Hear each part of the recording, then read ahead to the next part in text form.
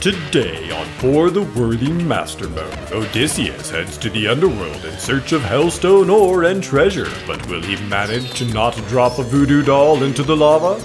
And later in the jungle, he tries his hand against the queen bee. Will he emerge victorious, or die a horrible, painful death? Let's find out.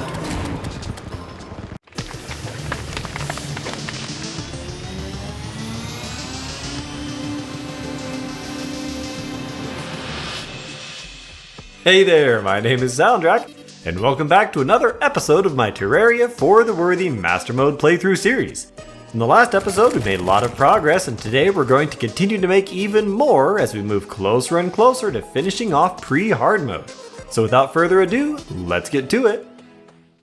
Having acquired a bunch of meteorite ore last time, I decided to start my day by crafting a bunch of Meteor Shot.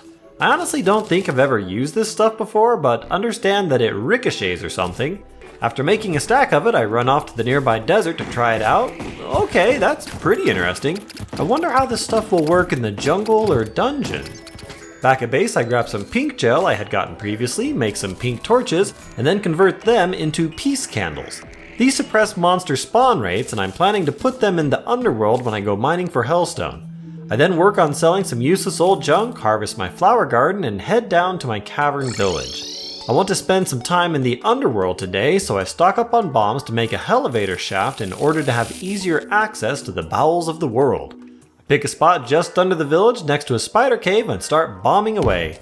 A few minutes later, I'm already out of bombs, catch myself on fire, warp home and heal the nurse, and then buy more bombs. My Hellvator shaft crossed paths with a minecart track, so I decided to explore a bit and find a big glowing mushroom biome that has a house and a heart crystal. This might be a good place for farming hard mode truffle worms later. Then it's back to the bombing project. I'm deep enough now that there is a lot of lava, but decide to flood the shaft with water to basically make obsidian walls through this pool. It's a bit time consuming, but I'll need lots of obsidian for the hellstone bars anyways. But then I get ganked by a mother slime while looking at my map, mess up my warp home, and that, by my count, is death number 44. I check the fishing quest of the day, and it's an Amanita fungi fin that's caught in a glowing mushroom biome. I set up my cavern pylon village close to a mushroom area and run down to catch the fish. This pond is positioned such that depending on where you're standing, you can catch either normal cave fish or have the mushroom biome active for its fish. Very convenient. Nothing exciting from the quest rewards, then back to the Helevator project. I decide to detour around the lava pool, and with mining buffs active, it's pretty quick work. I use my flame lash to scout a spider cavern and see that it has a web-covered chest, then continue bombing downward, barely not opening the lava pocket. Wow, that's a lot of spiders down there. One last drop off, and we're at the Underworld. I've got my obsidian skull equipped so I can walk on the hellstone bricks and grab a shadow chest right away that has a dark lance. I take a few wall-piercing hits from an imp though and warp home. I'll need to grab my obsidian potions anyways, which I do, and then head back down. Potions get drunk and I head into a house and place a peace candle so I can mine in peace. Then it's off into the lava to mine up the hellstone. I spend several minutes down here and manage to gather almost 900 ore, then head back home a few seconds before my first potion wears off. 20 obsidian get left in the potion ingredient chest, and the rest get used to make the hellstone bars. Right away I craft an imp staff, a nice summon weapon upgrade from the slime staff. Next up is a set of molten armor, the best pre-hard mode melee armor set. I also grab a lava-proof bug net, molten pickaxe, molten ham axe, and a fiery greatsword, one of the sub-ingredients to eventually craft the zenith. I reforge my pickaxe to agile for a speed boost, not the best mod, but I'll take it. Imp staff gets masterful, which is good enough for me, and then I head back to the Underworld to begin making a stone runway. With all the voodoo demons, it's really dangerous exploring down here with the lava completely exposed, and I'll likely need a really long platform anyways to help with the wall of flesh fight. Along the way I get several more shadow chests, catch some hell butterflies, and get a whole bunch of voodoo dolls, but never manage to drop one in the lava. But then in a house I'm pretty sure that I either died in or narrowly escaped death last episode, I get removed from the world by a hellbat. I head back down though, this time taking my flame burst rod for some added protection against the bats and whatnot, and start making the runway the other direction. I don't get very far though before getting overrun by bats. Man, these things are evil down here. Back down again, and I continue the runway to the left. I make some good progress and this time managed to drop a peace candle before almost dying but warp home safely. I spend another 15 or so minutes working on the Hell Bridge, warping back to base now and then to heal or empty my inventory. I'll probably need to add a lot more distance later, but I'm ready for something else at this point and set my sights on the jungle. But before I do any exploring, I decide it's time to make a home for my Dryad and hopefully soon to be added Witch Doctor. The Painter can come too. There are a couple of hillsides that should make for a nice sheltered jungle pylon village, and I end up choosing this one on the edge of the jungle with a lake for fishing quests. I grab my witch mahogany and bamboo from the main house, then head over. Imp and Flameburst Sentry protect me while I get started building, and soon I've got the first room framed and start on the next one right above it, planning to put a third one off to the side somewhere. Second room is done and furnishings go in, with Dryad and Painter assigned here for now. I've got some time to kill before night will allow the NPCs to warp to their new homes, so I head up the hill to gather wood and bamboo and make a platform bridge over one of the bigger lakes. Night falls and my villagers have moved in, so I head over, purchase, and place the pylon. I decide to put the third room up into the left, and later we'll frame this whole area so it looks like the village is under a giant tree. The third room is done, so I start blocking off the left side with some mud. Once the tree is placed above, this will be the primary way in and out and will hopefully provide some safety for monsters. Then, just after dawn, I equip my rich mahogany leaf wand and start making the canopy above the village. Nothing precise or pre-planned here, just a nice sloping arch at this point. I leave a platform gap so the waterfall will still run down, then go back over the top randomly hammering places to add variety of slopes and textures to smooth things out a bit. Then I head underneath to add more depth. I really like how the middle is dark and the edges are lighter. I take a little break from building to explore into the cave below the village, but get a message that there's a traveling merchant and head over to shop his wares. Ooh, a mystic robe and some other nice things. I buy the mystic robe right away as it's great for pre-Hardmode mage gameplay, but I can't remember what the fishing power is on my current rod or if I have a DPS meter yet. Quick warp back to the house to check, and yeah, sitting duck bowl is a big upgrade, and yes, already have the DPS meter. So I head back to the merchant, grab the fishing pole, and then test it out doing a fishing quest, and net myself a shark teeth trophy. Looks a bit silly, but oh well. Time to go exploring in the jungle. I grab my mining and spelunker potions and stock up on a few more danger sense potions, which are great for finding open areas underground, especially in the harder biomes.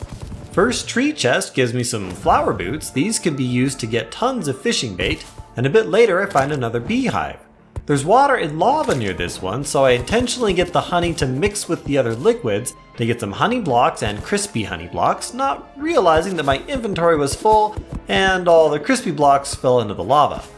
I continue exploring for another 10 minutes or so, and nothing eventful happens until I fly my head into a man-eater, death number 47. But where I died is a pretty nice big open area. Boss fighting arena perhaps? I think so.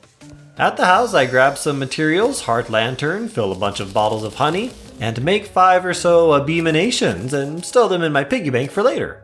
Back at the jungle I head over to a cave straight above the fighting cavern and start exploring downward for a direct route, but then get distracted exploring. I really like the overall theme and ambience of the jungle and often just get lost down here. I especially like the music in the deeper layers. I happen to find the jungle temple, looks like it's a nice green color, which is a fun change of pace from its normal brown. And up that side a little ways I find the entrance, which I always like to do before hard mode anyways. Eventually though, I get killed by another man-eater, death number 48. After clearing out my inventory, I refocus my attention on that cavern I spotted earlier as a potential boss fighting arena and head on down. At one point I realized that I had found an Indiana Jones hat and decide it looks way better than the Molten Helm, but again get distracted exploring, fill up my inventory, and have to head home to clear things out, again. Along the way I had found a sharpening stone though, which grants a nice armor penetration buff. I also got a Bazoar and a Nature's Gift, which can be upgraded into a variety of mana-related accessories. The next morning I decided to do some jungle fishing to get some variegated lardfish. These can be made into summoner potions that increase your minion count by 1 for a nice DPS boost for all classes. I go ahead and use the full fishing spectrum of potions, sonar, crate, and fishing power, and by the time I'm done I've got a nice haul of 17 lardfish, 4 armored cavefish, 3 iron crates, and 11 wood crates. I get down to the arena cavern, do a bit of exploring below it, but then get into quite the firefight with the local hornets and have to warp home. I've decided that the cave will work great for the queen bee though, and go ahead and stock up on buff potions for the fight. I make a floor across a section of the cavern, then clear out some of the mobs and continue to open up the area. I then decide I don't like the wood and choose to replace it with mud. Looks better down here, right?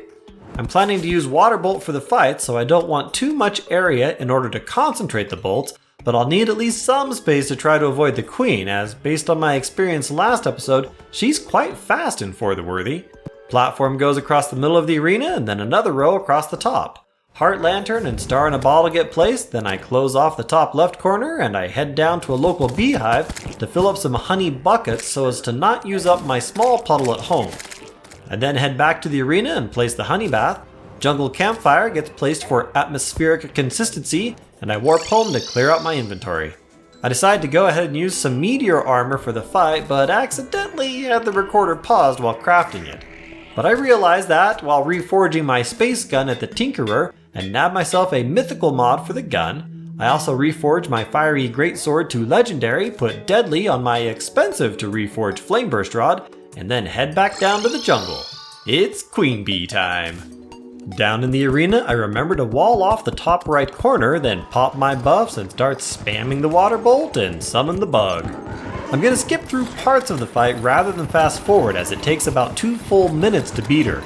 I alternate back and forth using the water bolt and the space gun, remember to put my flame burst up partway through, but completely forgot to get my extra imp out.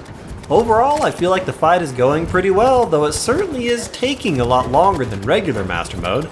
I get a man-eater reaching into the arena from below and take a couple hits from him.